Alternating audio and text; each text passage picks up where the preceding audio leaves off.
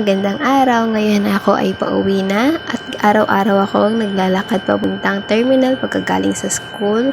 At ito ang aming terminal. Sa harap nito yung pagkain at sa jeep. At pagkatapos naman ay sumakay na ako ng jeep upang makauwi na sa aking bahay yung tinutuluyan. Habang nagbabiyahe, umupo ako sa harap ng jeep upang hindi ako mahilo. Dahil sobrang nakakahilo at mainit, lalo na tagtas ko magtrabaho ay nag-exam ako. So ngayon guys ay nandito na tayo sa aming bahay. Mayroon kaming maliit na tindahan sa harap. At tuwing hapon ay umuwi ako at kumakain.